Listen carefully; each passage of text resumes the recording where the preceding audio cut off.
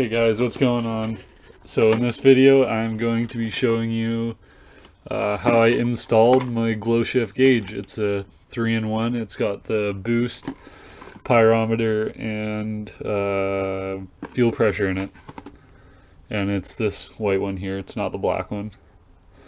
And yeah, it's color changing, it works really well. And parts I didn't use for this install is these brackets. Didn't use those because I just taped it right to the, like, they give you tape that comes with it, and I just taped that right to the top of my dash. This little gauge pod holder thing, I guess it's just to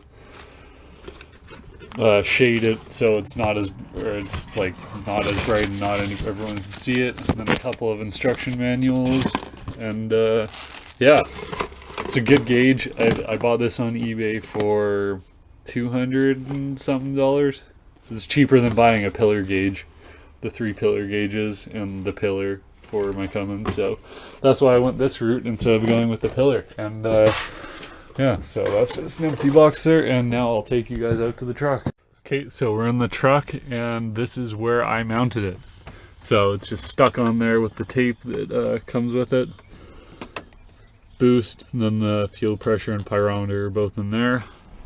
And I was going to mount it right on the top here, and that would have been a lot easier, but it was just gonna get in the way of like my other gauges, so I scrapped that idea and I went a little bit harder of a route and mounted it up here.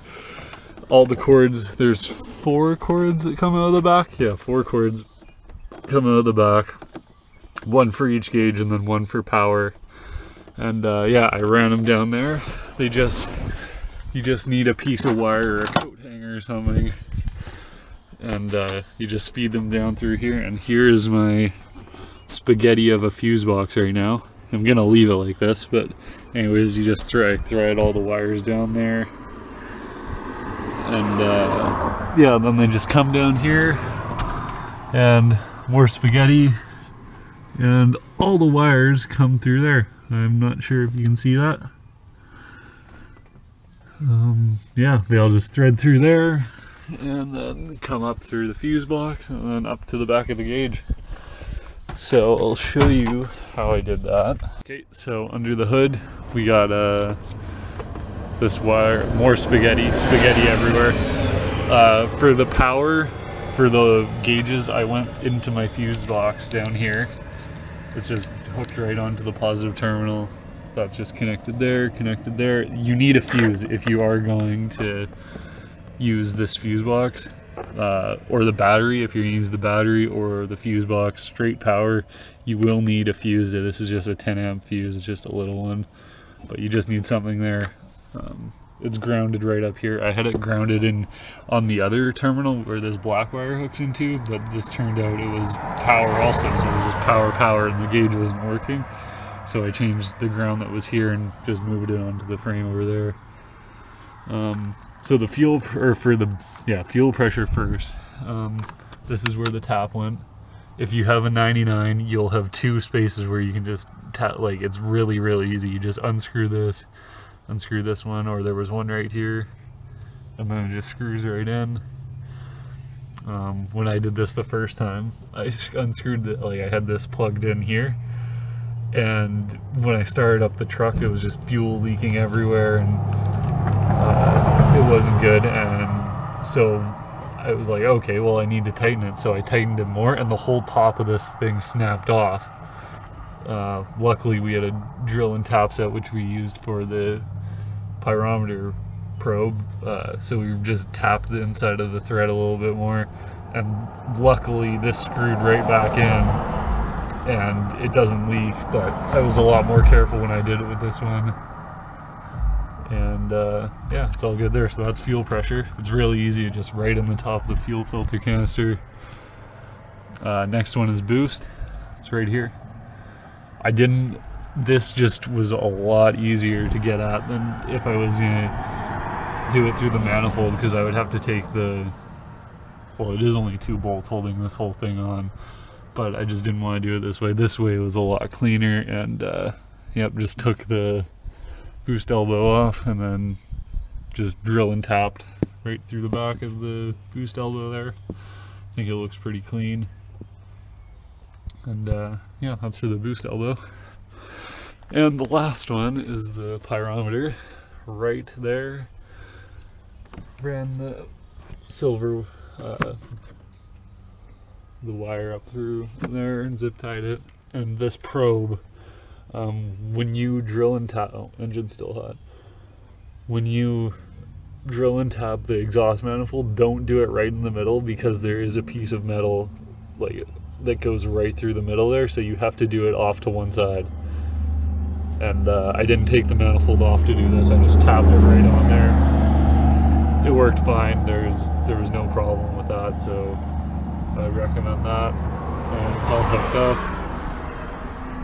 And yeah, it works really well. And then once I got the gauge and the fuel pressure gauge hooked up, then I was able to adjust my fuel pressure, which there's a little, no, you can't see it there, but there's just a little turn screw on the top of the fuel pump, and you can just adjust that to your fuel pressure. So I think I'm running 21 psi right now, or 22 psi out of a Raptor 150.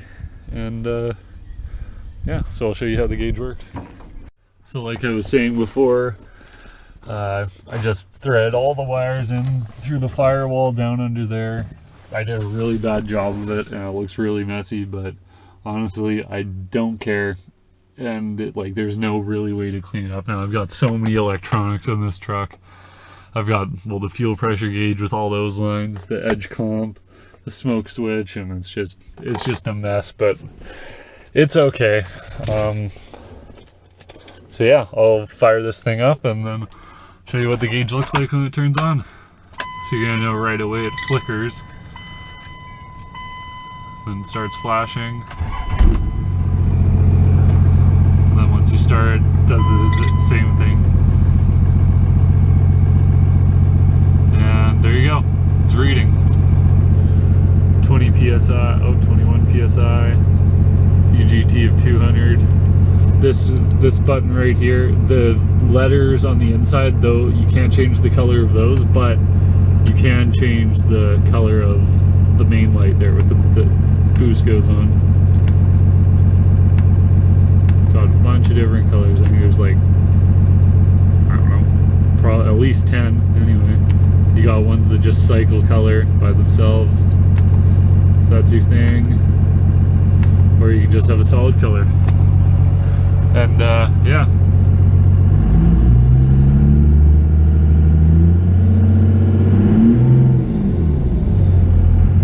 you can see it moving a bit just from revving, and yeah, it's a good gauge.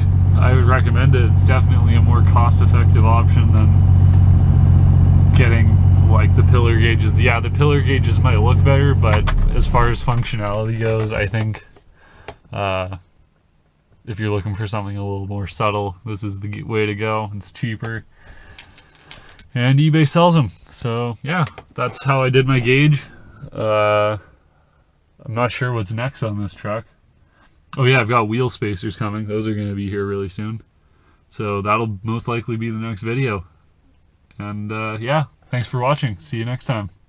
One last thing, guys, before I end this video, if you guys have any idea or any ideas for videos of what you want to see on the truck, maybe me rolling some coal or something, I think I'm actually going to do that regardless, but doing the smoke switch and stuff. But if you have any videos you want to see, or how to do anything on this truck, it's a 1999 Dodge Cummins 24 valve, just let me know, leave a comment below. And yeah, check out my other videos. I've got videos of how to do the smoke switch, how to do a bunch of stuff on there. So yeah, just check out my other videos. Have a good day.